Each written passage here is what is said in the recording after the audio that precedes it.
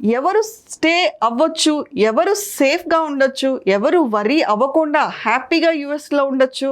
First, students on F1 visas.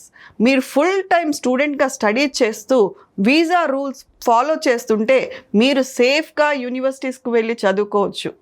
Second, H1B workers with valid extensions. యూఎస్లో లీగల్గా H1B work visa మీద ఉన్నవాళ్ళు worry అవ్వాల్సిన అవసరమే లేదు. Third, green card holders are legal immigrants. Green card లేదా PR స్టేటస్ ఉన్నవాళ్ళు డిపోర్టేషన్ రిస్క్లో ఉండరు.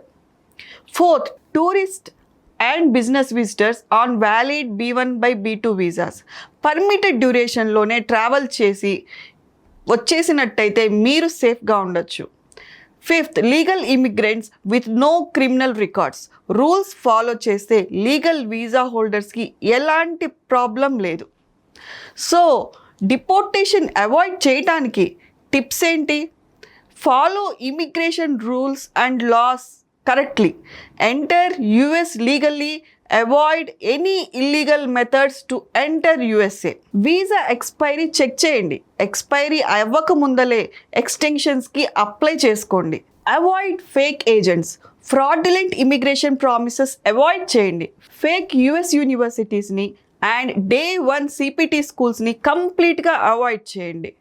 ప్రాపర్ గైడెన్స్ తీసుకోండి. ట్రస్టెడ్ కన్సల్టెన్సీస్తోనే వర్క్ చేయండి.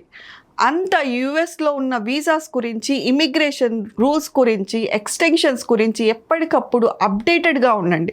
ఇది గుర్తుపెట్టుకోండి, స్టూడెంట్స్ అన్ని రూల్స్ పాటిస్తూ యూనివర్సిటీలో చదువుతున్న వారిని ఎవ్వరూ వెనక్కి పంపరు. ఊరికే ప్యానిక్ అవ్వకండి. Stay happy and follow all the visa rules.